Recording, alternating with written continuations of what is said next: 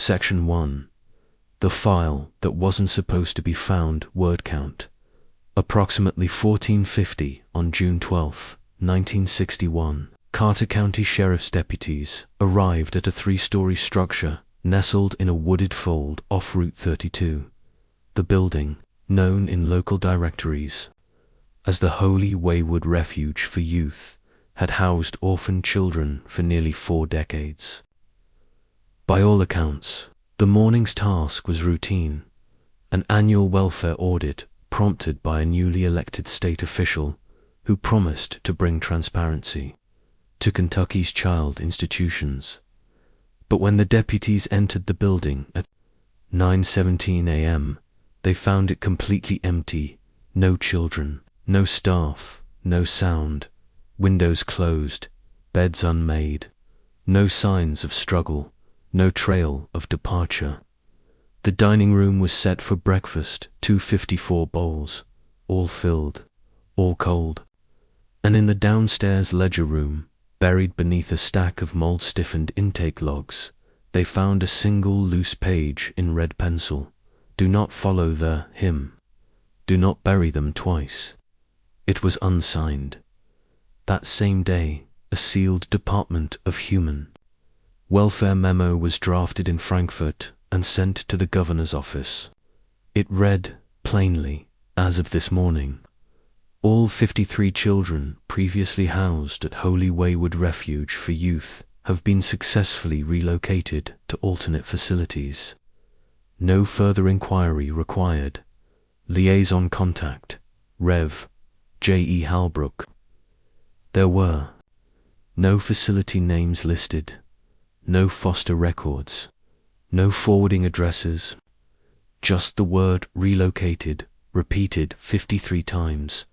The report was archived under Child Services, Closed Institutions, Ref hash 144D, and never publicly released.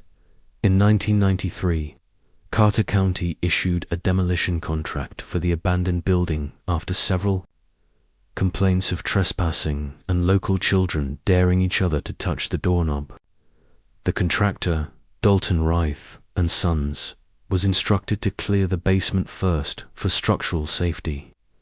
What they discovered was, not mentioned in any news report, a sealed crawlspace, bone-dry yet layered in mildew, and along its farthest wall, illuminated by a flashlight left on during a lunch break, 53 pairs of children's shoes, all unlaced, all facing the wall, all arranged by size, from infant to teen. The coroner's report noted the absence of human remains, but the air was described as soured, like milk left in wool, the smell of a nursery after silence. The demolition halted. Dalton Reith's son, 23-year-old Eli, quit the job that evening. He left a note in the company log. They weren't abandoned, they were put away. The Holy Wayward Refuge had always been a quiet mystery in Carter County. It was founded in 1922 by a Methodist offshoot known as the Reformed Children's Covenant, which emphasized discipline as the gateway to light and the virtues of hush. For decades, it accepted children from rural counties deemed unsuitable for foster integration. These were often Appalachian-born orphans of coal tragedies, unwed mothers, or court-ordered wards too young to testify about what they'd seen. The orphanage appeared in very few newspapers, but a surviving piece from the Ashland Gazette, dated July 1951, mentions the institution briefly. Sister Merrily of Holy Wayward assures county clerks that all children are thriving in faith and order. No requests for external review at this time. Faith and order. That was the refrain, but in the file marked unusual incidents, restricted access only, uncovered by an FOIA request. In 2007, there's a different narrative. A note dated October 3, 1959, reads, Child number 17 attempted to leave building. Claims they aren't sleeping. Assigned to chapel silence room for 72 hours. Recommended removal of vocal privileges. Removal of vocal privileges. The entry is initialed M.A., a name that appears in no staffing records before or after, perhaps. The most damning clue came not from the state archives, but from a thrift store in Lexington. In 1997, a retired nurse named Iris Latham purchased a used Bible from a roadside antique vendor. Inside, tucked between Psalms and Ecclesiastes, she found a page titled Meal Logs. March 1961, written in juvenile handwriting. The dates stop abruptly on June 11th, the night before the building was found abandoned. The final line reads, "She sang from under the ground again. Sister said, if we sing back, we get to go outside." A second, fainter note in the margin, added in red pencil, "Don't sing if you hear it. That's when the floor moves." Ms. Latham contacted local historians, who forwarded the document to the Carter County Historical Society, but by then the original structure had been bulldozed and replaced with a gravel lot. The trees, however, still cast long shadows at dusk, and no birds have been documented roosting within 200 yards of the former site in winter. Frost forms only along the path leading to where the basement stairs once began. Of the 53 children on file at the Holy Wayward Refuge, not one has been located in post-1961 records. No driver's licenses, no school transcripts, no marriages, no deaths. Each name, when run through genealogy databases, returns either a closed file or a circular reference. Several surnames reappear in Appalachian oral histories, names like Whistle, Bramley, Clary, and Ashcroft, often associated with missing child, legends, or ghost cousins, who showed up in family trees, but were never remembered at reunions. A 2003 attempt to stage a memorial was vetoed by county officials. No official reason given.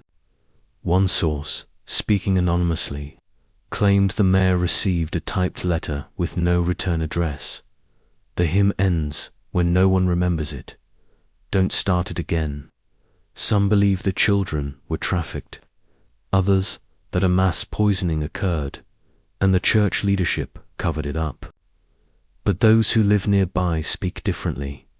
They say the land doesn't forget, that the children are still there, just quiet now, that if you stand at the tree line after sunset, you might hear them humming, and if you hum back, you might feel the ground shift just slightly, like it's breathing. And if your breath mists when it's too warm for frost, don't move, because that means one of them is behind you, waiting for someone to finish the song. If your grandmother ever warned you not to follow a hymn in the woods, if your family left Carter County and never spoke about why, if you've ever seen a photograph in your attic labeled with a name that doesn't exist, write it, let us know, because some files were meant to be sealed. But some stories, like songs, don't stay buried forever. And subscribe, because even this video might disappear tomorrow. To understand what happened at the Holy Wayward Refuge, you first have to understand where it happened. Carter County, Kentucky, not far from Olive Hill, not close to anything else. It's the kind of place where maps get fuzzy, where roads change names halfway through a curve, and where the silence isn't just natural, it's practiced. In the local tongue, people say we don't go up past mile marker 31 like they're talking about bad weather or old sins.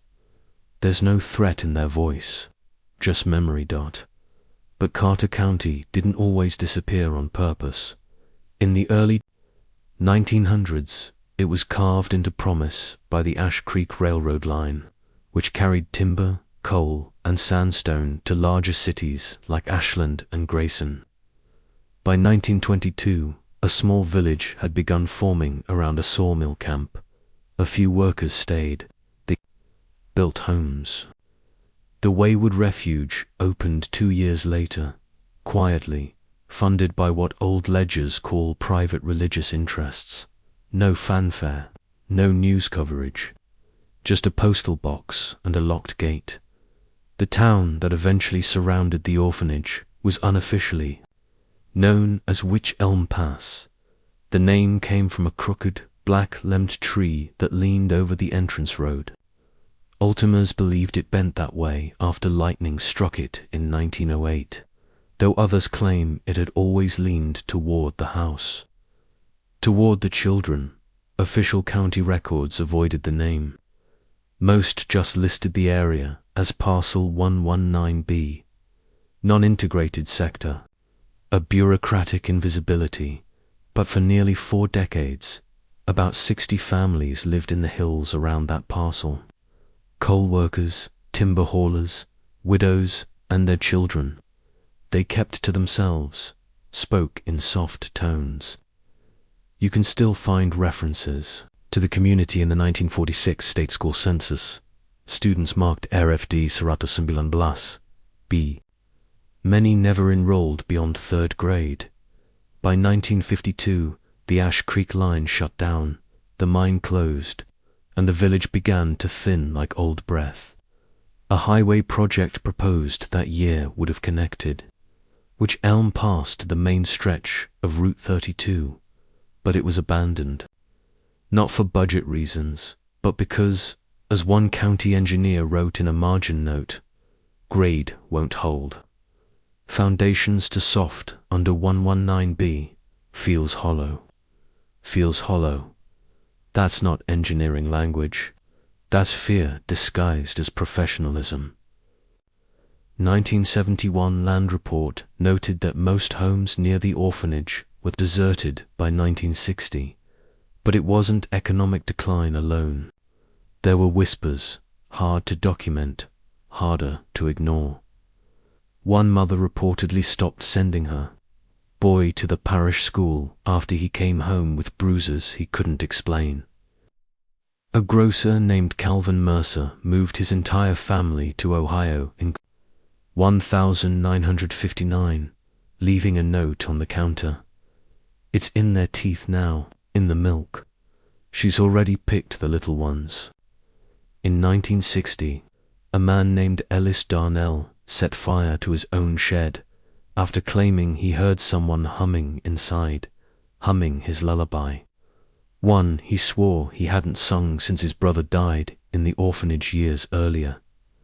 The local newspaper at the time, the Carter Ledger, printed none of these incidents, but their police blotters from the 1950s remain curiously light.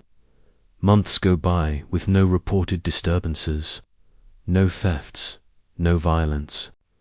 Either the town was impossibly peaceful or impossibly suppressed. Tax ledgers from 1957 list 37 active properties near Parcel 119B. By 1963, only 4 remained. Of those 4 families, 3 relocated without selling, just vanished. No deeds, changed hands, no closing paperwork. Their addresses are now overgrown trails leading nowhere. The 4th, the Boyle family. They didn't leave. They simply ceased appearing in records. One day present, caretakers of the Holy Wayward Refuge. The next, gone.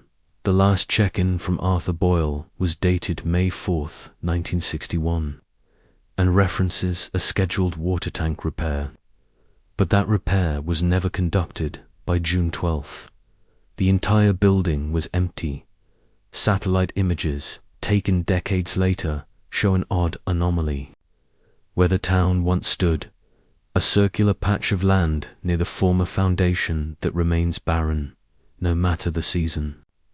Botanists called to survey it in 2005 found no chemical imbalance, just absence. As one researcher noted, it's like the land refuses to regrow something it remembers too well. Locals have a name for that spot. They call it the ring, not in reference to crops or fire, but to sound. They say if you walk it in a full circle, the wind disappears, and all you hear is what you're not supposed to. In 1981, a developer named Randall Greaves attempted to buy several parcels surrounding the former orphanage. He envisioned a rustic bed and breakfast-style retreat for mountain travelers looking to disconnect. He filed permits, hired a local historian to document the site, and even scheduled an architectural survey. But after one visit to the property, a single sidewalk, he cancelled the entire project. A week later, he filed a request to have his own name removed from the local deed registries. The historian he hired, Virginia Knox, wrote in her personal notebook, now housed in the Carter County Archives, this line: "Something about this place remembers being full. It resents being seen empty."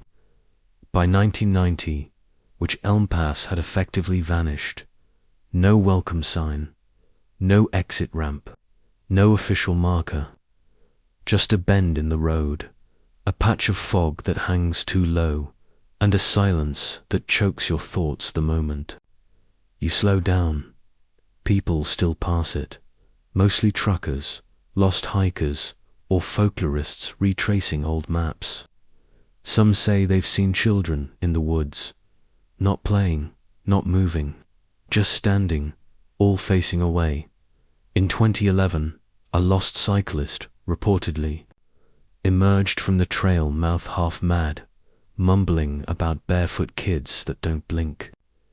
He couldn't remember his name, just repeated, "They don't speak unless you hum it first." He died 2 weeks later in a care facility. No family ever claimed him. Staff called him Hollow Tom. Maybe the town was erased because it didn't serve a purpose anymore. Or maybe it was erased because it was never meant to be remembered. A vessel, a holding space, a shell to house something that needed to be quiet, contained, and unloved. The coal left, the money dried up, the roads never came, and so the hills took it back. But even now, somewhere past the trees, if the wind is still and your car stalls, near mile 31, you might hear something. A slow, steady hum. Don't follow it, don't sing along. And if your headlights flicker twice, don't stop. If your family ever spoke of a village, they don't mark on maps. If your uncle refused to drive Route 32 at dusk, but never said why. If you've ever found an old envelope with no stamp, just the word ring written in pencil, tell us, write it below. This is how the story rebuilds itself. And subscribe, because each voice added makes the silence weaker.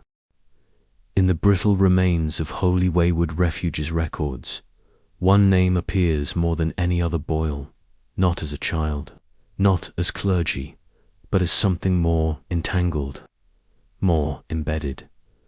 Arthur and Marianne Boyle were the orphanage's long-standing caretakers, first recorded in a faded payroll sheet from 1929. Arthur Boyle, maintenance and grounds. Marianne Boyle, domestic supervisor, child management. Their wages were modest, their positions unremarkable. Yet, over the next 3 decades, every piece of surviving documentation, meal plans, chapel rosters, plumbing orders, and incident logs bears the initials AB or MB in a careful, almost reverent script. There are no personal letters, no school enrollments, no photos in local yearbooks, but their presence clings to the orphanage's history like mildew in old hymnals. A property ledger dated 1940 lists the Boyles as residents of Parcel 119B, dwelling 2A, a cabin built just uphill from the main refuge. County maps showed the structure was originally used as a servant's quarters in the 1920s, later repurposed as staff housing. Only one blurry aerial photo remains of the area, taken in 1953 by a survey plane. The cabin is visible. So is the crooked trail connecting it to the orphanage's west wing. Locals used to say that path was never muddy, even during the spring thaw, as if the land knew better than to let their steps leave a mark. The Boyles had children, or so the census claimed. The 1930 census lists 7 unnamed dependents living under Arthur and Marianne's roof. No birth dates, no adoption records, just the number, 7. By 1940, the number drops to 0. No death certificates, no emigration notes, just absence. A state audit from 1946, conducted after an unrelated inspection into water quality violations, briefly references caretaker Boyle refusing to let auditors examine the north dormitory. The reason given, Marianne, has just put the children down. Their rest must not be broken. The note ends there. No follow-up, no photographs. The north dormitory was demolished in 1963, its original blueprints lost during a records room fire. But a single journal, recovered in 1999 from a locked drawer inside the rotting Boyle cabin, offers a sliver of revelation or dissent. Arthur Boyle's journal, stitched in worn leather, pages water-stained and brittle, is held today in the private archives of the Carter County Historical Society. It's not on public display. Some say that's due to preservation. Others suspect it's something else. The handwriting changes halfway through. The early entries are coherent, orderly. Notes on repairs, lists of tools, references to ration, shipments and snowfall amounts then, somewhere around entry number 147. The language decays. They are patient tonight. The chimney does not breathe. I left salt at the door and sang only once. Entry number 151. Marianne no longer speaks above a whisper. Says it's safer if the children don't learn our names. I agree. I gave mine to the hymn yesterday. It accepted. Entry 163. Shoes must face the wall. Eyes ruin the silence. She watches from the corners now. We see her when the chapel is empty. These aren't repair notes. They're not even delusions in the ordinary sense. They read more like compliance, like surrender. In 1952, Arthur Boyle appears in Eastern State Hospital's quarterly psychiatric register.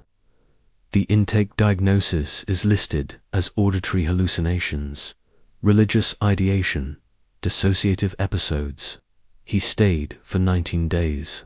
Upon release, the final note reads, "Patient believes he is no longer Arthur Boyle, refers to self as gatefather, recommends community placement with continued observation. He was returned directly to Holy Wayward Refuge. There are no further entries, no indication he was ever monitored again." Marianne Boyle, on the other hand, disappears more quietly. The last official mention of her name is found in a hand meal inventory from 1960. The signature at the bottom, written in a faint grey graphite, reads, "Marianne B. for the quiet ones." Below that, scrawled in a different hand, a child's, by the look of it, Mother Boyle says, "It's not feeding, it's remembering." That page was found torn from its ledger, hidden behind a loose chapel floorboard. Folded into its crease, a piece of hair ribbon, still knotted. DNA testing conducted in 2005 was inconclusive. The fiber didn't match any known regional profiles. In fact, the lab note states simply, unusual degradation. Structure consistent with long-term mineral exposure, possibly cave dwelling origin. No further samples were tested. Those who lived nearby, those few who still whisper the Boyle name, remember strange things. Ruth Ann Carver, a former housekeeper who lived 2 hills over, once told an interviewer, "Arthur used to come down the path with milk buckets, singing something under his breath. Never could catch the tune, but every time the cow stopped giving for a day." Another neighbor, Harlan Pritchard, claimed the Boyles buried coins around their cabin pennies, always tails up, always pressed into soft mud beneath windows, said. It confused the voices, he muttered, made them forget what they came for. The Boyle family had no surviving relatives, or so it's claimed, but multiple surnames tied to local disappearances. Darnell, Whistle, Ashcroft, all appear cross-referenced with Boyle employment logs. A 1973 genealogical record lists a Benjamin Boyle, age 9, fostered in McDowell County in 1931. No follow-up data. Just one line, returned to origin, -1934. Returned to origin, not transferred, not adopted. Returned, like a misplaced book on a shelf that no one admits exists. By the time investigators entered the orphanage in 1961, there was no sign of Arthur or Marianne, no photos on the wall, no drawers with clothing, not even the cabin itself. It had collapsed inward as if pulled by its own gravity. But the basement remained sealed, and the crawl space, dry as bone, waited. And in that space, with its 53 shoes, each unlaced, each turned from the room, the Boyles' legacy persisted, because the children weren't arranged randomly. Each shoe was tagged, handwritten in red pencil, on the inside heel, B-1, B2, B-3, ... B-53.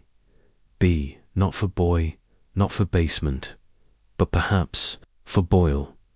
If you've ever found an old shoe in your attic with red writing inside, if your family records include someone born in Carter County but no death date listed, your grandmother warned you never to whistle near windows after dark.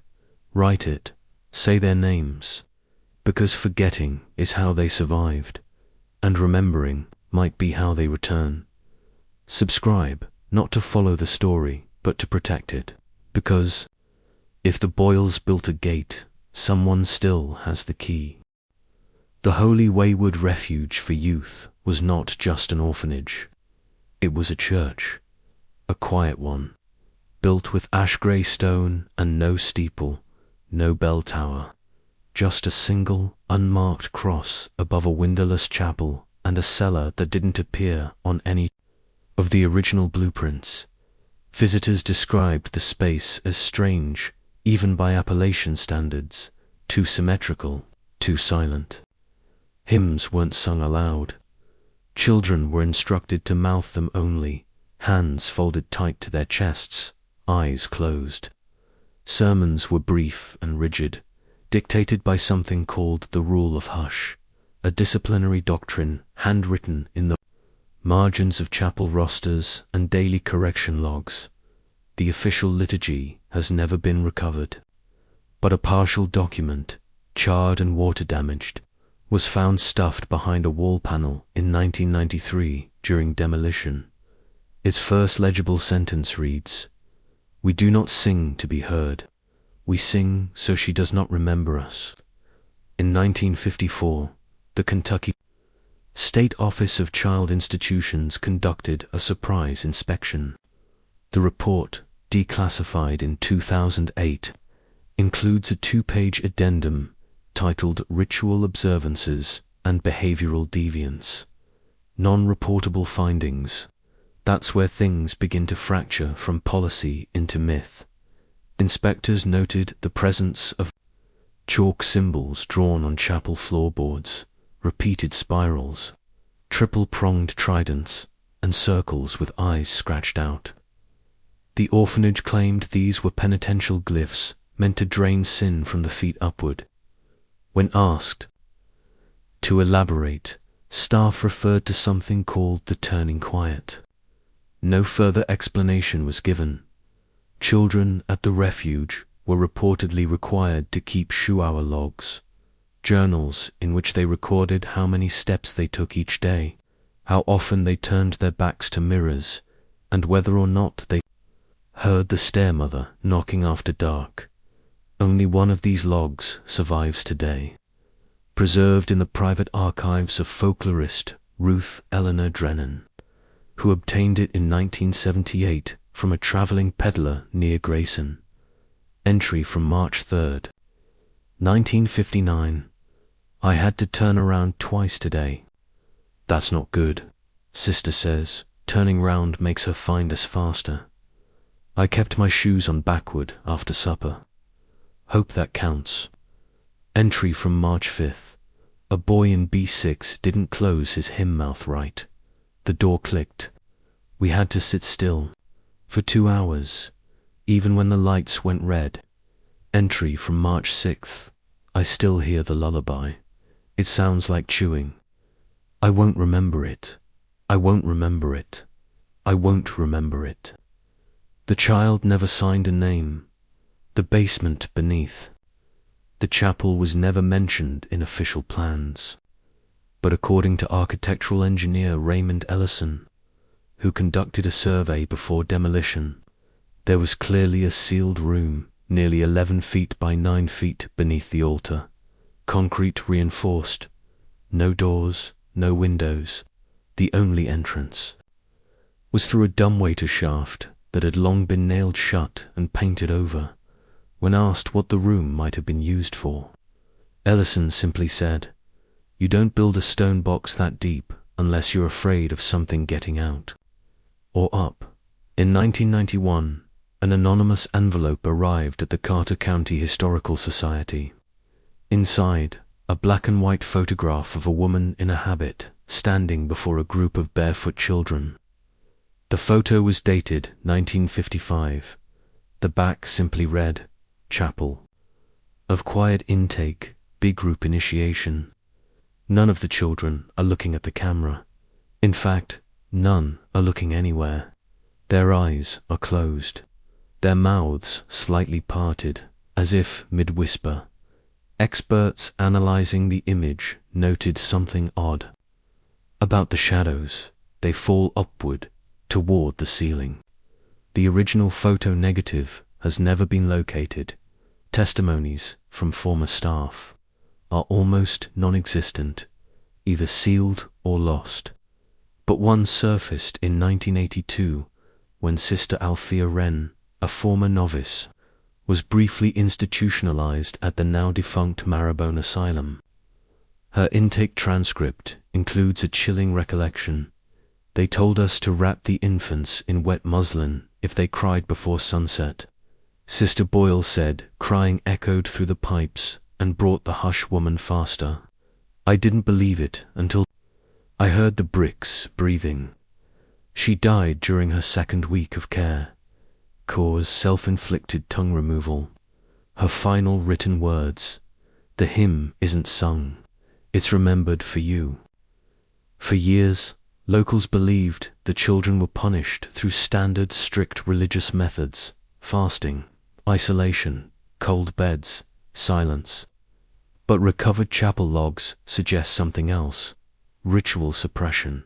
Children marked as not were sent to the correctional chapel, a sealed room with a grated floor and an unlit candelabra bolted to each corner. Descriptions from contractor logs in 1962, when attempting to clean the facility, described the space as dead air, like being in a room that forgot it had a door and smelled like prayer and teeth. One worker, Calvin Hurst, claimed he heard children humming in reverse from beneath the floorboards. He left the job the next day. His journal entry read, "That wasn't punishment. That was feeding something old." Folk memory in Carter County still holds fast to the phrase, "Mother Hush." Sometimes she's described as a nun with too many fingers. Other times as a face behind the floorboards, half stone, half flesh. Children were told not to speak her name, or think of her after dark. To fold their hands, not their minds. A hand-copied hymnal page recovered from a burn pile nearby reads, "She don't walk. She waits. She don't talk. She takes. She don't breathe. She drinks the sound. Fold your soul. Don't turn around." There's a strange comfort in rhythm, and they used that rhythm to teach fear. Today, the field where the orphanage stood is empty, but odd things remain. In 2007, a group of high school students visited the site on a dare. One of them, Rachel Vines, was hospitalized 2 days later after falling into a shallow depression in the field. She was reportedly nonverbal for 36 hours. When she did speak again, her first words were, "They're still kneeling." Medical reports list psychogenic mutism as the cause, but her parents say she still wakes up with dirt under her nails, even when she hasn't left her room. Whatever was practiced inside that church, it wasn't about redemption, it was about control, about silence, about teaching children to forget the sound of their own names. The rituals didn't demand worship, they demanded removal of noise, of memory, of identity, because something else had to take their place. And if those rituals succeeded, if the hymn truly still echoes through the land where the church once stood, then it's not just the children who disappeared, it's the parts of them that survived. If you've ever heard a lullaby without words, if your family owned a Bible with red penciled notes in the margins, if you still hum something when you feel afraid but can't remember who taught you the tune, write it below, add it to the record, and subscribe, because the rituals weren't meant to end, only to continue quietly until someone sings them out loud. Most stories like this die in silence, absorbed into hollers, swallowed by timber, diluted by memory. But something happened in the winter of 1956 that forced the world, for just a moment, to look toward holy wayward refuge. And like so many things in Appalachian history, it began with a child who spoke when she wasn't supposed to. Her name was Ruth Ann Clary, and her name should never have shown up in any school system. January 12, 1956, Lark Hollow Elementary. School located 15 miles from the orphanage. This tiny two-room schoolhouse had just reopened after a winter freeze had buckled its pipe system. That morning, a teacher named Margot Henley filed a routine incident report to the Carter County School Board, a required protocol for unexplained student arrivals. Her statement reads, "A child of approximately 7 or 8 arrived barefoot, no coat, mud to the knees. Said her name was Ruth Ann Clary and that she had walked out of the stone house. No Ruth Ann Clary had ever been registered. She didn't appear in district rosters, medical records, or family registries. She had no social security number." Henley recalled that Ruth Ann didn't speak unless spoken to, and even then her voice came in song-like fragments, as if repeating verses she had learned but never understood. When asked where she lived, Ruth Ann replied, "Where the floor sings, but I don't anymore. I zipped my sound, that's why she didn't see me leave." Alarmed, Henley contacted the Department of Child Welfare. 2 days later, Ruth Ann was transferred to a temporary foster facility in Grayson. But something happened. There too, something not officially documented, only hinted at in staff notes. Child refused to enter chapel. Claims to hear humming when barefoot. Repeatedly insists shoes must face west at all times.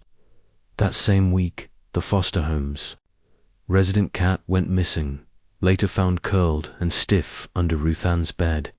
No trauma, no visible injury, just teeth marks pressed into its own tongue. The child was moved to a psychiatric holding ward within the Grayson County Hospital. Then the trail disappears. All records of Ruth Ann Clary end on February 3rd, 1956. No transfer notes, no adoption file, no listed death. A blank space in the middle of a paper trail that should never have existed. But Margot Henley didn't forget. In 1957, she tried to file a follow-up request with the state, asking for an official inquiry into Holy Wayward Refuge and its practices. Her request was denied insufficient jurisdiction. That same year, Henley was found in her home after a neighbor complained of a constant humming sound that had been coming from within for 2 days. Henley was discovered in a catatonic state, seated at her kitchen table, eyes open and unmoving, humming a 5-note melody on loop on the wall behind her. The phrase, "It's her turn now," had been written in red pencil. The Ashland Gazette ran a brief story titled, "Teacher Hospitalized After Breakdown, No Foul Play Suspected," but made no mention of Ruth Ann or the orphanage. When the article was reviewed years later, researchers noticed something odd. The original story was published on February 4th, 1 day after Ruth Ann's last known date of existence, and in the typesetting notes from the archive edition, Ruth Ann's name was present, and then blacked out in thick editorial ink. Someone had edited her out, not just from the article, but from the entire public memory. But stories aren't so easily erased in Appalachia, especially not by paper. The Hills remember, in 1962, a traveling preacher named Brother Wayland Darnell began hosting revivals in the Tri-County area. During one service near Olive Hill, he reportedly shouted, mid-sermon, "She still wears the faces of the ones they forgot. And she walks with shoes unlaced, because the names are still on the tongues of the earth." He was escorted out by police after throwing Bibles into the crowd and trying to carve symbols into the floorboards with a pocket knife. According to jail logs, he sang for 13 hours straight during his detainment. The song, unknown, but the guards complained that it sounded like many voices at once. The outside world didn't notice what happened at the Holy Wayward Refuge, because the world had no interest in looking that deep into the hills. But those who tried, like Henley, like Darnell, were met with silence, madness, or disappearance. The institution continued to operate quietly for 5 more years. No new children were enrolled, no adoptions processed. By all external accounts, it became a ghost in operation, funded, staffed, and attended, yet unreachable. When the building was declared empty in 1961, the press received a statement: "All remaining residents have been successfully relocated." No further comment. No journalist followed up. No news outlet filed questions. No names were published. It was as if the world, by agreement or by force, turned away. But sometimes, even silence leaves a stain. In 1975, a janitor working at the Carter County office of Public Records discovered a folder tucked into a misfiled stack of road easement documents. Inside, 6 unprocessed incident reports from the 1950s, involving unnamed children exiting private religious property under distress. Each one included the phrase, "Do not escalate. Liaison Halbrook to resolve." One note had been nearly erased, but under UV light, a single sentence emerged: "The Clary child made it out. Must reinforce him, perimeter." Clary, a name not forgotten, dust. Suppressed. If you've ever found a red penciled phrase in your family Bible that doesn't match the verses, If your family speaks of a child who left one day and never quite came back right, if someone in your bloodline sings in their sleep, in a voice that isn't theirs, write it, let us know. Because every time someone notices something, pulls back the veil just enough to see who's watching, and subscribe, because if the next child speaks, someone must be listening. Most stories like this die in silence, absorbed into hollows, swallowed by timber, diluted by memory. But something happened in the winter of 1956 that forced the world, for just a moment, to look toward Holy Wayward Refuge. And like so many things in Appalachian history, it began with a child who spoke when she wasn't supposed to. Her name was Ruth Ann Clary, and her name should never have shown up in any school system. January 12, 1956. Lark Hollow Elementary. School located 15 miles from the orphanage. This tiny two-room schoolhouse had just reopened after a winter freeze had buckled its pipe system. That morning, a teacher named Margot Henley filed a routine incident report to the Carter County School Board, a required protocol for unexplained student arrivals. Her statement reads, "A child of approximately 7 or 8 arrived barefoot, no coat, mud to the knees. Said her name was Ruth Ann Clary and that she had walked out of the stone house. No Ruth Ann Clary had ever been registered. She didn't appear in district rosters, medical records, or family registries. She had no social security number." Henley recalled that Ruth Ann didn't speak unless spoken to, and even then her voice came in song-like fragments, as if repeating verses she had learned but never understood. When asked where she lived, Ruth Ann replied, "Where the floor sings. But I don't anymore. I zipped my sound. That's why she didn't see me leave." Alarmed, Henley contacted the Department of Child Welfare. 2 days later, Ruth Ann was transferred to a temporary foster facility in Grayson. But something happened. There too, something not officially documented, only hinted at in staff notes. Child refused to enter chapel, claims to hear humming when barefoot, repeatedly insists shoes must face west at all times. That same week, the foster home's resident cat went missing, later found curled and stiff under Ruth Ann's bed. No trauma, no visible injury, just teeth marks pressed into its own tongue.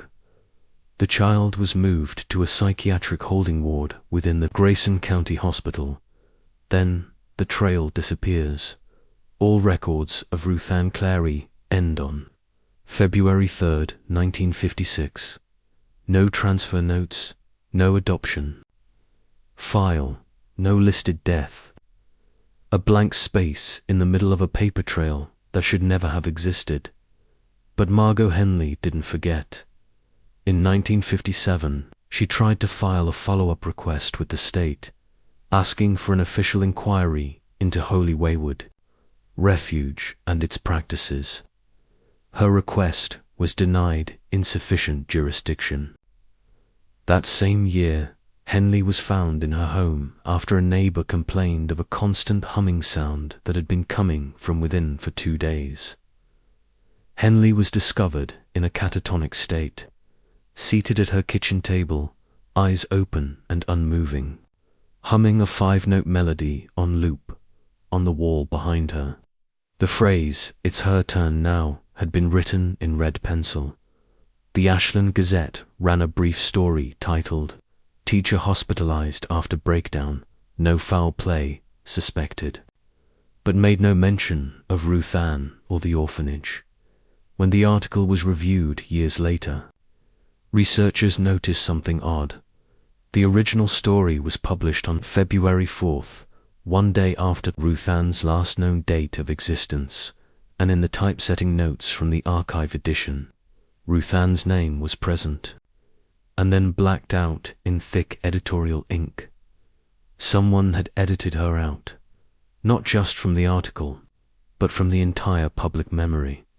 But stories aren't so easily erased in Appalachia, especially not by paper.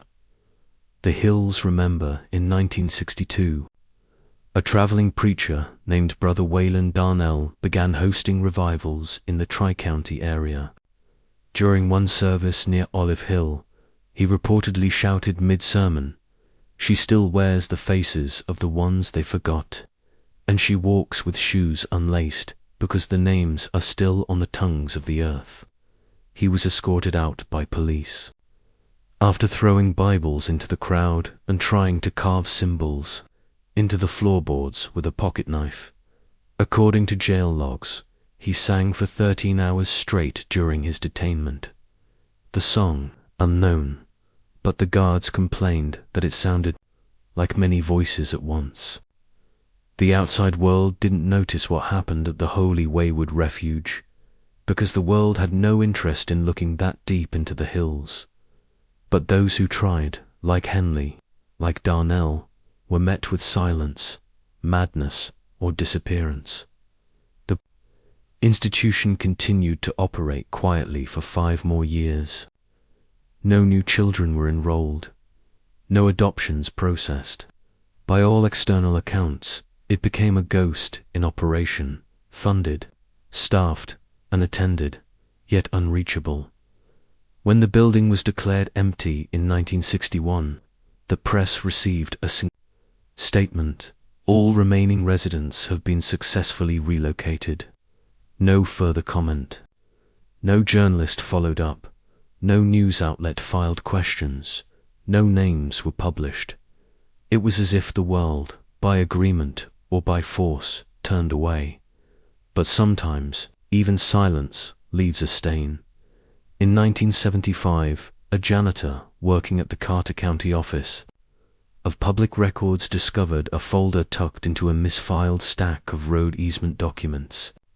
Inside, 6 unprocessed incident reports from the 1950s, involving unnamed children exiting private religious property under distress. Each one included the phrase, "Do not escalate. Liaison Halbrook to resolve."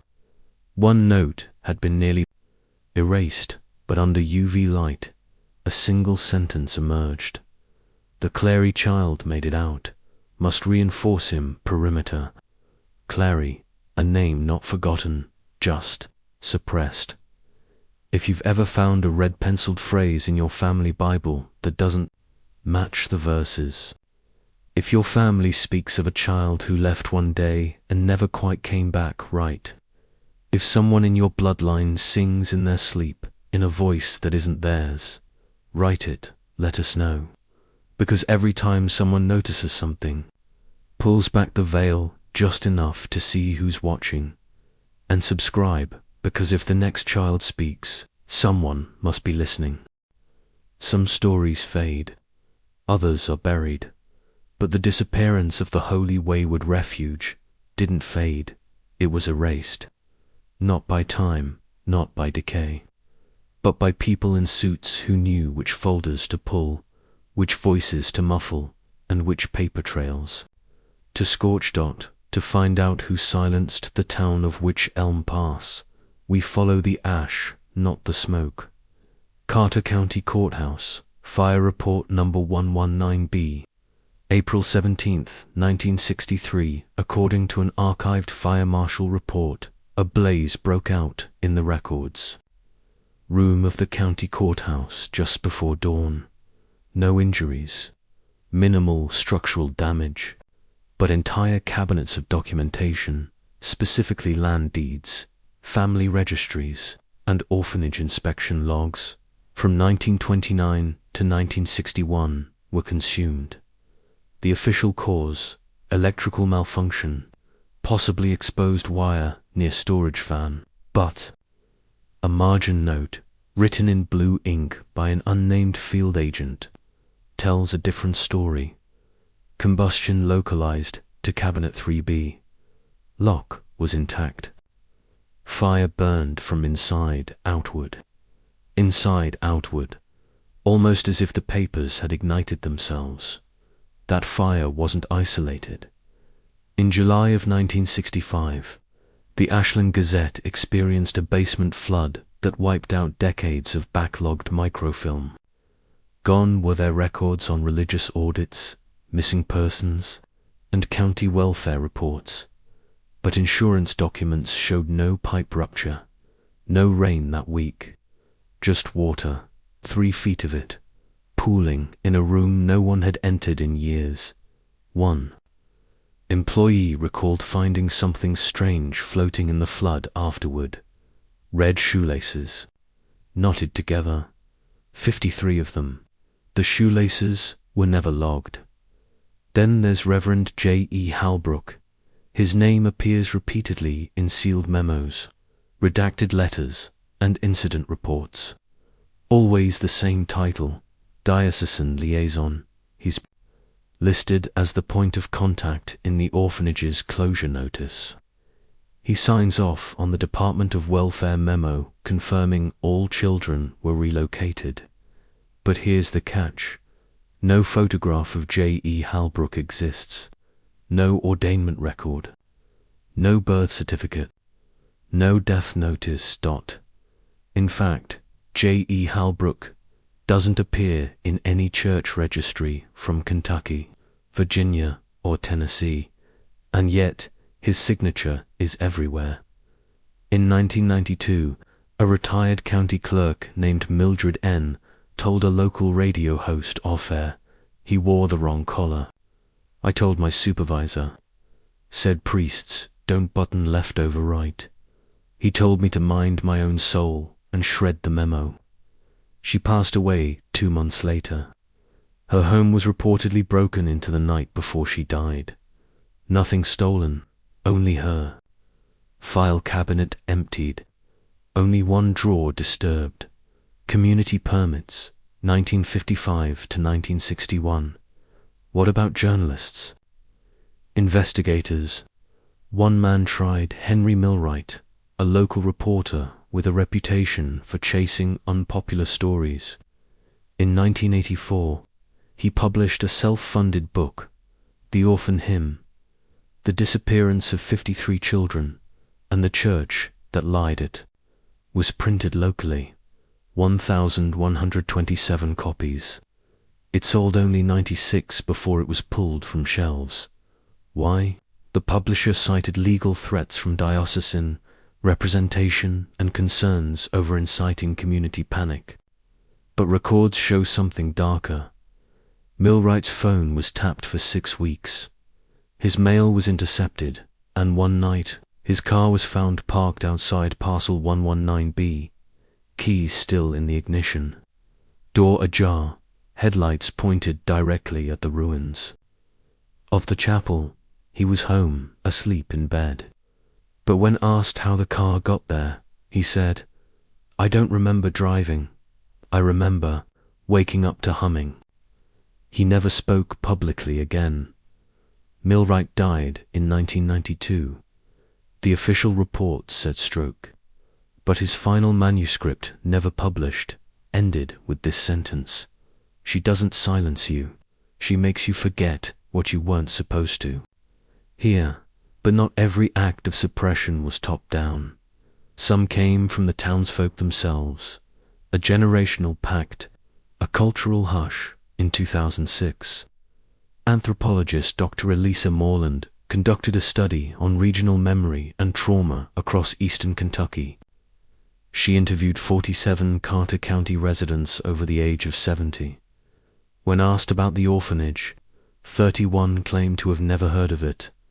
8 gave vague recollections, but the remaining 8, they refused to be recorded, refused to speak indoors, and when they did speak, it was always in fragments. You don't name what wore the children's shoes. The preacher came once with rope and left with silence.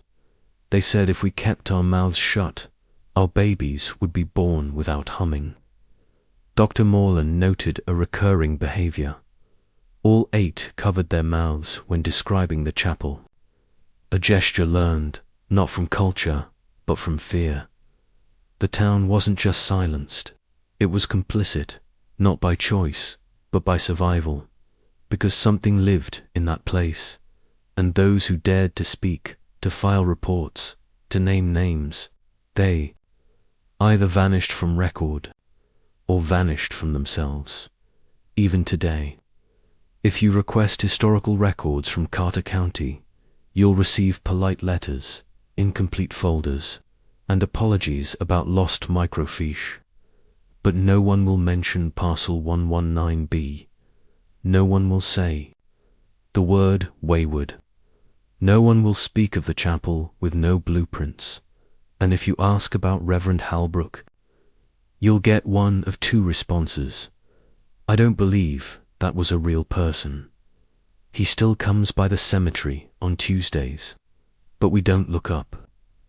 If your family owned land near mile marker 31 and you were told never to build, if you've seen paperwork with signatures that match across decades in the same ink, if you've ever looked into your own family Bible and found pages missing, not torn but burned out, write it, share it, rebuild the truth they tried to bleach from the page, and subscribe, because the silence hasn't ended. It's just been waiting for someone to hum the first note. There are places the forest should have reclaimed by now. Old cabins, brick skeletons, churches with roofs peeled back like blistered skin. These are supposed to collapse, to sink into the land and rot into memory. But the building at Parcel 119B, what remains of holy wayward refuge, refuses to die. Not fully, not correctly, not in ways that make sense. September 17th, 1987, Carter County Planning Commission. Site reporters, part of a proposed rural development initiative. State contractors surveyed several abandoned properties for potential demolition and land repurposing. Holy Wayward, though long condemned, was still standing. The structure was described as half-crushed, partially swallowed by the earth, and smelling of wet paper and iron. Lead Inspector Marshall Keene noted something strange in his field log. The eastern hallway remains structurally intact. Door hinges don't rust. Light fixtures remain dry. But it's always cold in that wing. Consistently 44 degrees Fahrenheit, even in sunlight. Thermometer cracks if left inside too long. 3 contractors refused to enter the chapel area after hearing a child singing behind the wall.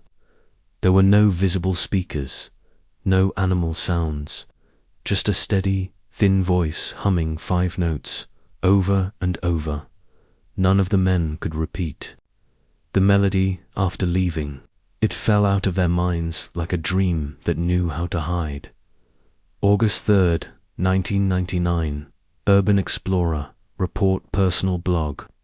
The Hollow Roads A group of amateur explorers, using early handheld camcorders, posted footage from inside the refuge's remains. The video has since vanished from most platforms, removed due to violent audio content, though no violence was ever visible on screen. What the video did show, a chapel pew dragged backward, seemingly on its own wallpaper peeling in spirals.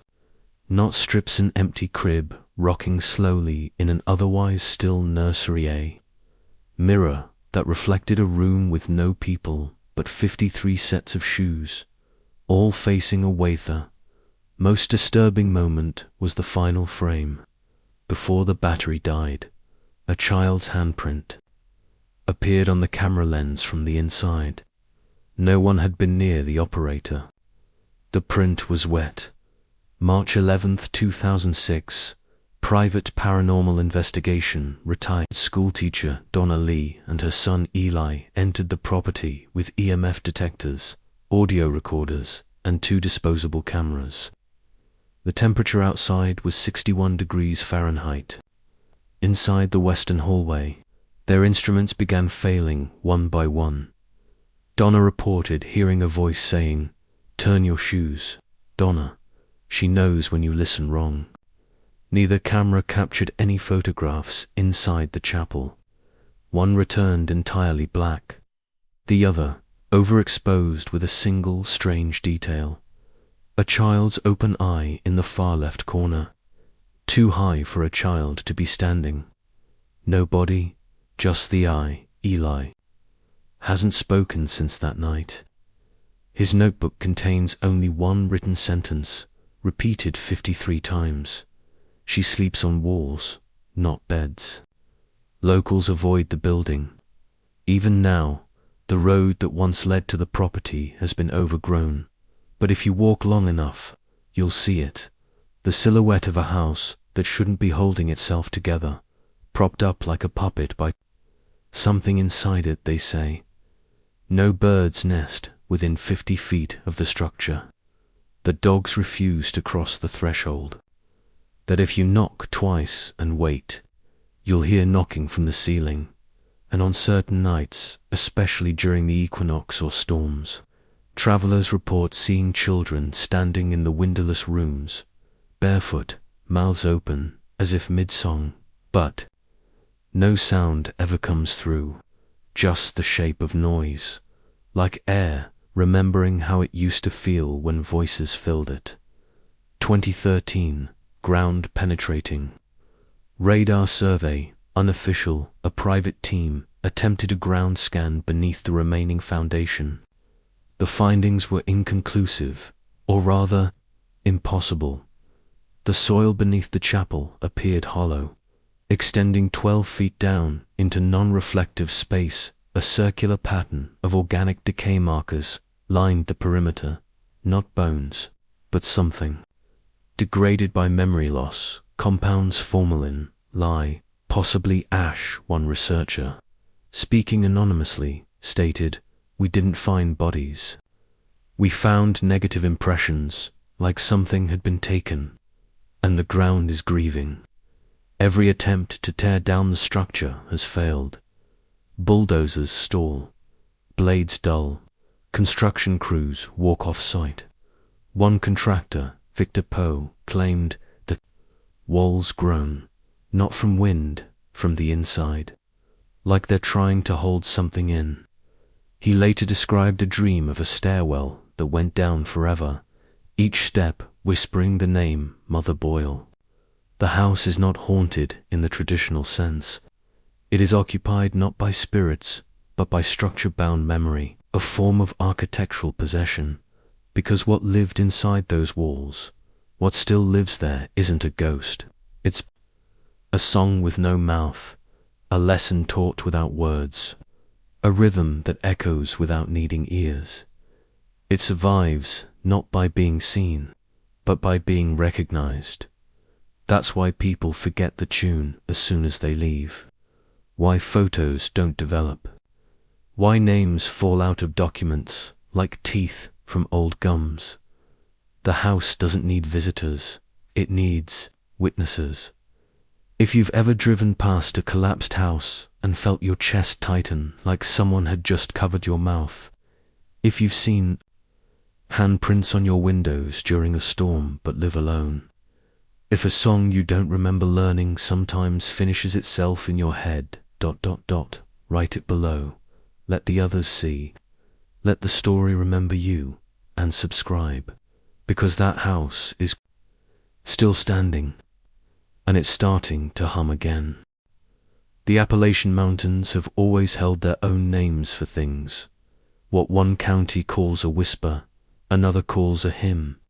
What one hollerberries, another dreams.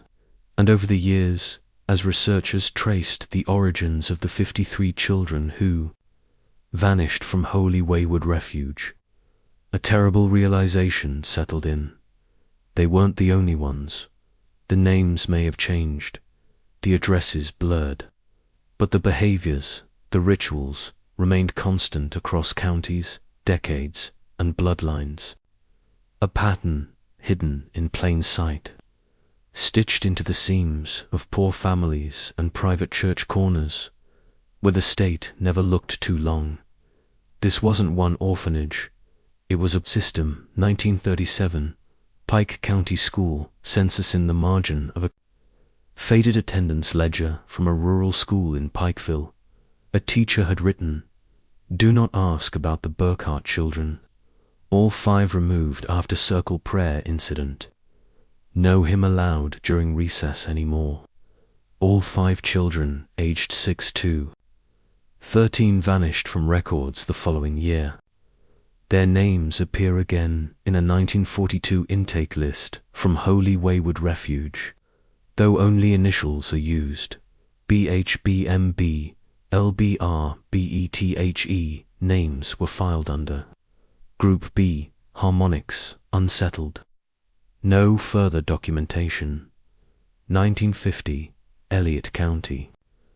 Baptism roster among the list of newly baptized children at Mount Gilead Primitive Baptist Church.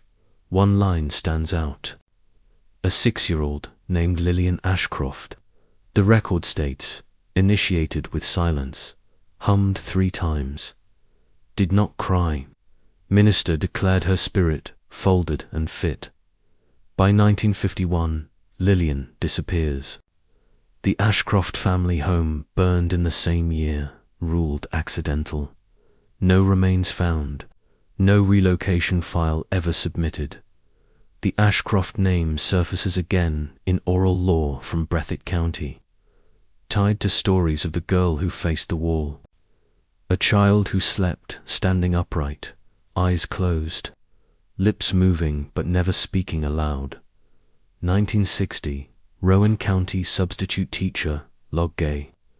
Substitute teacher named Daniel Kingsley was assigned to a 1-room schoolhouse in Moorhead. He filed a complaint with the district board after his first week, reporting, children are non-responsive when asked questions. Many sit backward in desks. At noon, all 18 stand and hum a 5-note pattern before eating. None acknowledge instruction. They appear to be listening for something. Kingsley was never reassigned. His letter of resignation includes a line not quoted in the complaint. They were waiting for her, and I think she's already here. These aren't isolated events.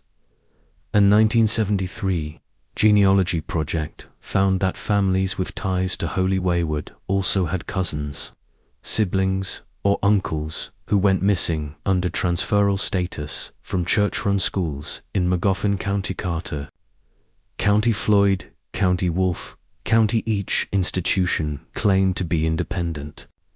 Each practiced hush ethics. Each had a small, sealed chapel beneath the main floor in 1980. A now banned expose attempted to map connections between these churches and the Diocesan Liaison Program under J.E. Halbrook. The report never aired, but the producer, Sonia Geller, later testified to a peer group. We weren't mapping locations, we were mapping songs. Each town had a variation, but they always ended the same, with a single word no child could ever pronounce the same way twice. That word, recovered from scribbled hymnals and children's prayer logs, is believed to be Anora, sometimes spelled Anora, or Anhora, or Anora, a name, a title, a summoning, no one knows. There's a chart hidden in the 1958 Kentucky Department of Education records, titled Youth Realignment, Reassignment by Behavior Profile. It lists children from 6 counties. Each row includes student number, vocal compliance, level turning frequency, sleep, mouth status transfer, eligibility. The chart has no school names, no instructors listed, just a blank header and one cryptic footer. Note, Group B candidates moved to Sector 119B. Ensure shoes are unlaced upon arrival. That chart sat unexamined for 42 years until a graduate student researching Appalachian resource poverty stumbled across it in 2000. She brought it to her advisor. 3 weeks later, both withdrew from their program. No public explanation. The advisor's last message to a colleague read, They taught obedience as a melody. And now I can't stop humming it when I'm afraid. Family trees began to warp. Children who were never born. Relatives who never aged. Great-uncles no one remembered meeting, and yet their names appear in every family Bible. A woman in Clay County, aged 92, claimed she was raised by a cousin who couldn't be seen by mirrors. A man in Prestonsburg confessed to burying shoes in his garden each spring because his grandfather told him. That's how we keep the names from growing back. And always, always, it came back to the same signs. The red pencil that folded him. Pages the children with unblinking eyes. The phrase, "Don't fold your soul. Fold your hands." In 2015, a Facebook genealogy group focused on Appalachian roots began noticing something else. The same children, different counties, different years, same faces, same poses, photographs, side by side. One marked 1946, one marked 1958, but the child's expression never changed. It's as if the children had been reused, re-remembered, stamped into multiple family lines, like rubber templates. Some began referring to them as the paper children. No one posts about them anymore. This was never about one building. It was about a ritual made mobile. Passed through foster homes, church basements, and school rosters. A silence that moved like a virus, one child at a time. Humming its way down a mountain's memory. Holy Wayward was just one verse in a longer, darker song, and someone, something, was listening. If your family's photo album has a child, no one can name. If you ever found shoes in your yard, facing the wrong direction. If your parents warned you not to turn around when you hear music in the woods, tell us, add your verse. Fold your memory into the hymn, and subscribe, because the pattern isn't over, it's just paused, waiting for someone new to hum. At first, it was easy to dismiss. A child talking in her sleep, a strange drawing taped to a school desk, a humming sound caught in a baby monitor, faint garbled, like it was coming from beneath the floorboards. Little things, modern anxieties, the kind you chalk up to imagination, overstimulation, maybe too much internet, but across rural Appalachia and sometimes far beyond, the echoes are growing louder. It's happening again, not in a single orphanage, not on church land, but in us.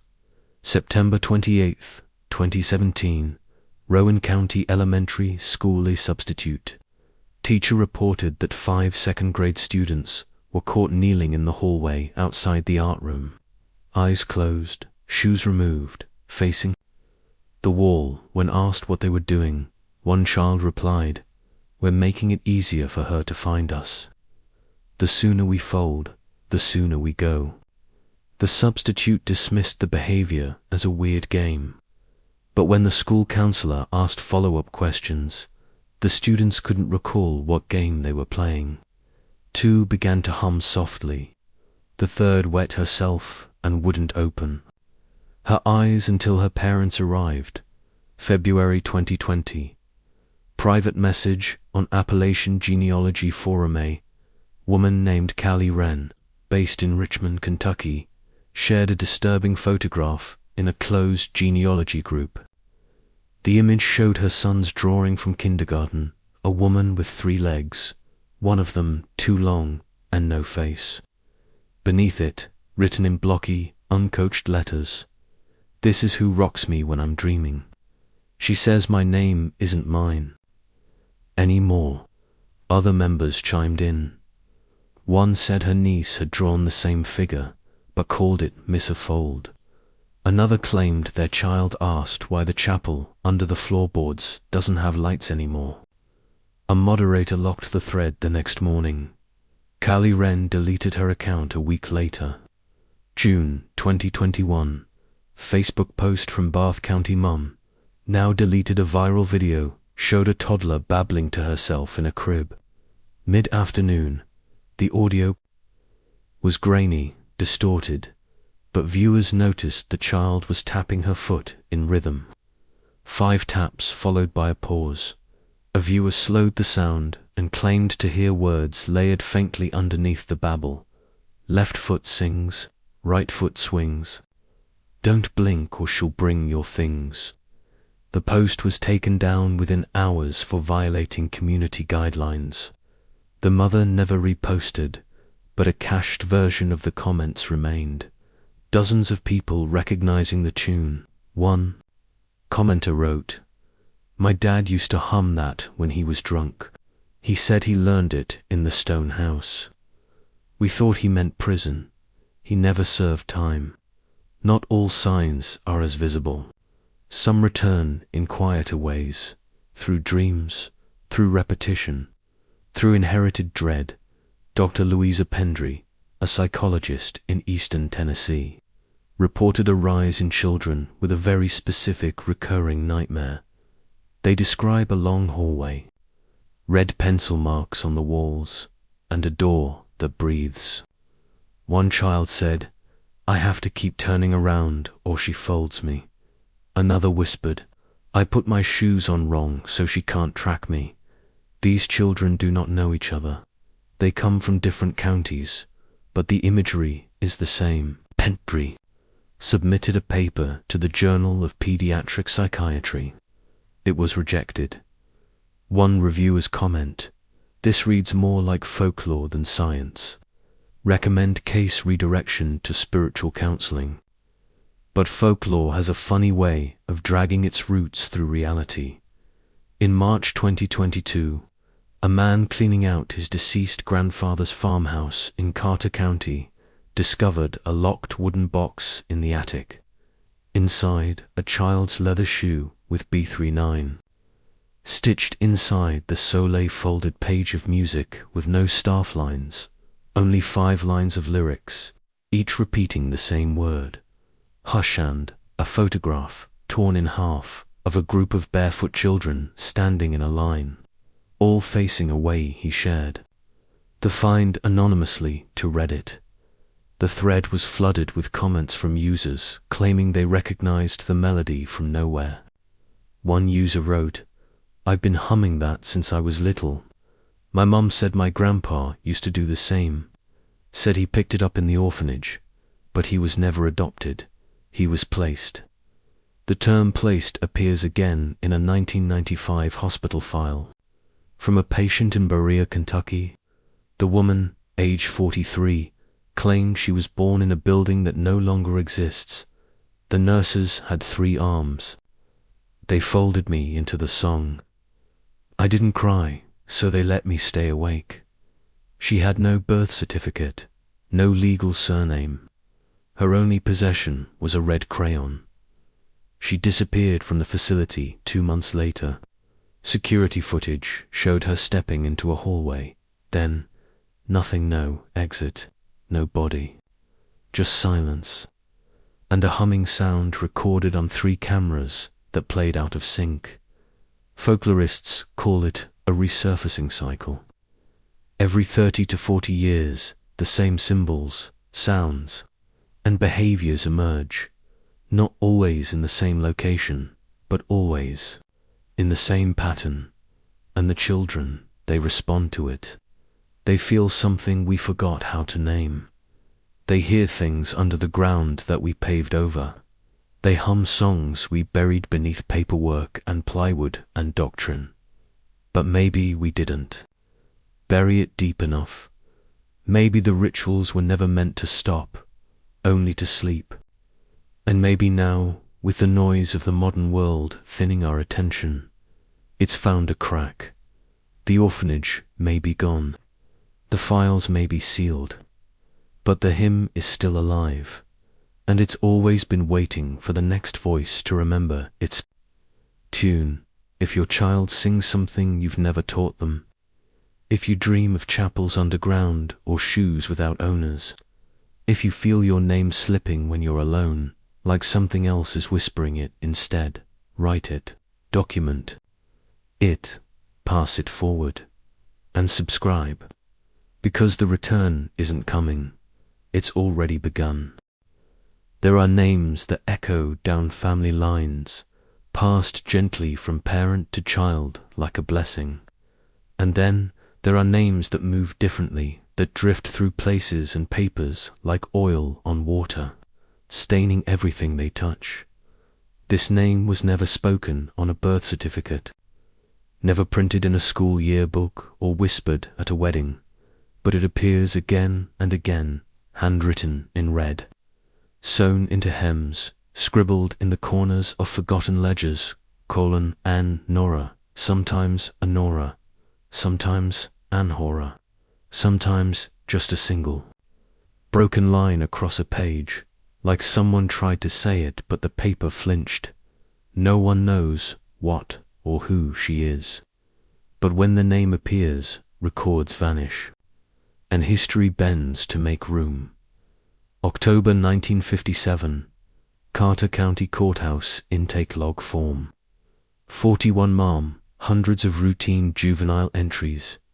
One column reads, Warden signature, Anora, typed. No surname, no title. But this same name appears 18 times across multiple counties over the next 20 years, always attached to cases with no follow-up, no child release forms, no family reclamation. Every one of those children is now officially status unknown. 1.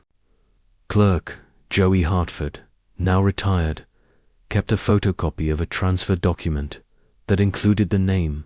He told a local journalist in 2004, "We were told it was shorthand for an administrative routing group." But every time that name showed up, the child disappeared. Not into foster care, not into a home, just off the page. 1976, hospital exhumation record, Breathitt County A dig.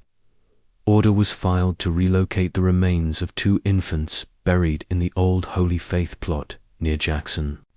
When the graves were opened, both were empty. No bone, no cloth, no decay.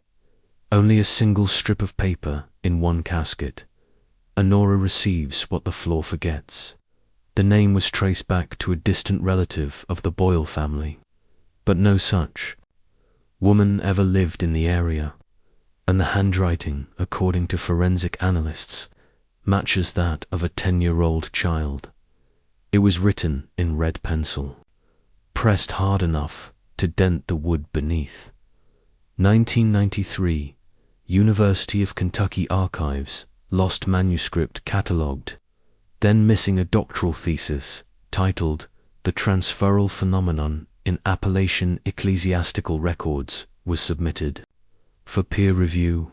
In it, the author outlined dozens of child disappearance cases from religious institutions, all marked by the same anomaly, a signature that didn't match any living person.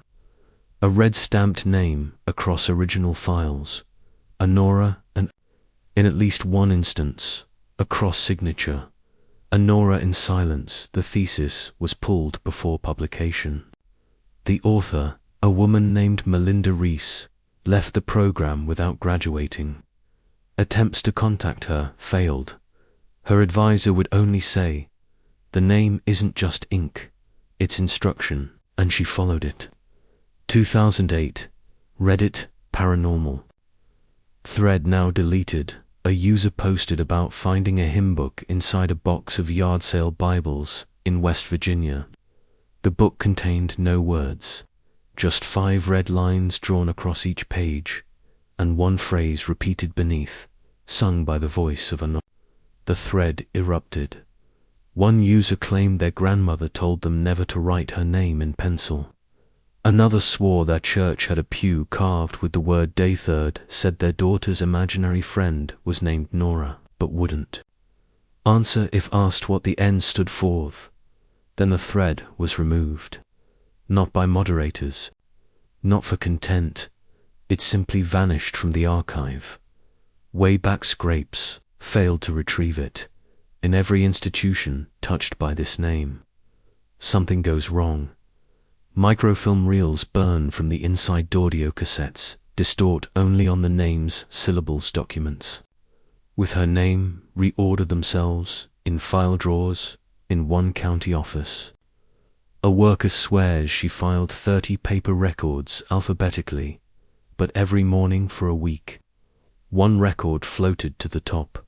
It had no folder, no case number, just one line on the paper. I was sung into silence. Let me out in key. It was signed Honora, but this isn't just paperwork. The name seems to affect memory. People forget they ever filed the report. Footage of interviews cuts out the instant it's spoken. Children who say it often do so only once. In 2016, a 6-year-old boy named Micah Renner told his daycare teacher, Honora says not to sit in corners. That's where she stretches her legs. That afternoon, Micah suffered a febrile seizure. No fever, no virus. No convulsions before or after. When he woke up, he asked if it was okay to talk in rows again. No one knew what he meant. But when his mother opened his sketchbook at home, she found a page filled with nothing but red circles. 53 of them. No child had ever taught him that number. The pattern is clear. Speak the name and something moves. Write it and the record rewrites itself. Forget it and you become part of its quiet. The final church ledger from Holy Wayward Refuge, found under floorboards in 1993, includes only one name, not a list of children, not staff, not dates, just given unto Honora, all folded, none turned. Below it, in shaking pencil, someone had added, "This name is not yours. Stop saying it, but it's too late, isn't it? The name has already been passed in lullabies that have no beginning, in drawings of women with extra limbs and no face, in places where 53 shoes still face the wall, waiting for a hymn that no one remembers learning, but everyone knows how to finish. If you've ever said a name that made your teeth feel strange afterward, if your family tree has a first name, with no middle, no birth year, no photo, if the only thing you remember from a dream is a voice saying fold nicely, she likes folded ones best, speak it, write it below. Let others see it too. Because the name isn't just ink. It's a key, dot, and subscribe. Because once you know her name, she starts remembering yours. October 31st, 2021. Box 53C. Carter County Historical Basement. The file wasn't supposed to exist. Not in the official index. Not in the digital archive. Not in the minds of the aging clerks who've worked in that building longer than the carpet's been green. But someone opened a drawer labeled Bridge Construction Records, 1958 to 1962, and tucked behind a rusted binder was a cardboard file. It wasn't marked with a government seal, just a hand-drawn symbol in red pencil, a closed eye, stitched shut with 4 vertical marks. The label read, Parcel 119B, Orphanage Clearance, Do Not Pursue. Inside was 6 items. A photograph of a crawl space lined with children's shoes, folded page with the lyrics to a hymn written backwards, a sealed envelope labeled Hum, when burned, a map with a trail that ends in a spiral lay matchstick. Still wet, and a final typewritten memo, unsigned, undated. The children are gone. The shoes remain. The record bends. Stop looking. This was the final warning. But you're still here. You're still reading. And that means something found you, too. The records we've traced across these 12 sections, the orphanage, the rituals, the name, they don't form a neat conclusion. There's no single villain, no date It all began because this wasn't a story, it was a system, a pattern, a design. We followed names across counties, chased red pencil trails through burned basements, and listened to children hum tunes their parents never taught them. We catalogued hymns written by hands that never aged, witnessed buildings rot around something that wouldn't leave, and we watched the word Anora rewrite history by simply being spoken. And what we found at the center of it all was not a revelation, it was a hole, a silence too deliberate to be natural, a hymn too smooth to have been learned, only inherited. Last GP's ping.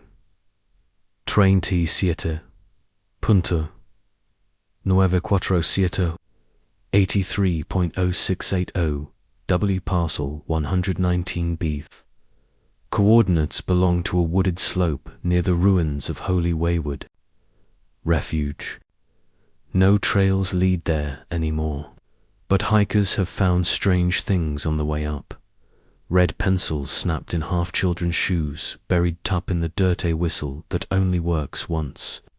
Then never again, and carvings in trees that weren't grown. There, 50 years ago in 2019, a woman hiking alone disappeared near that ridge. Her phone was recovered weeks later, screen shattered, battery drained. But the audio recorder app had captured one last clip. Wind, breathing. A small voice whispering, "She has your name now. You shouldn't have remembered. What's left to say? The files are gone. The officials have moved on. The chapel is dust. The hymn forgotten, but only by those who want to forget, and those who remember, they don't speak. Not because they're afraid, but because they're listening. Listening for the next time someone says the wrong name in the wrong tone at the wrong hour. You weren't supposed to know this. You weren't supposed to follow the trail, but now you've seen the name. Now you've heard the rhythm. Now you know that 53 isn't just a number. It's a pattern, a fold. And once folded, you can't be unfolded. So here's what you do. If your child draws a third leg on a woman with no face, don't ask. If a song gets stuck in your head that you never remember learning, don't hum it. If you find shoes on your porch, laces undone, facing your door, don't touch them.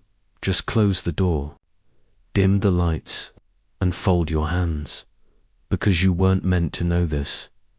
But if you already did, if this story matched your family's silences, if your grandmother ever warned you not to walk past mile marker 31, write it, let the others know, complete the record they tried to erase, and subscribe, because even this video might disappear tomorrow. And if it does, you'll know why.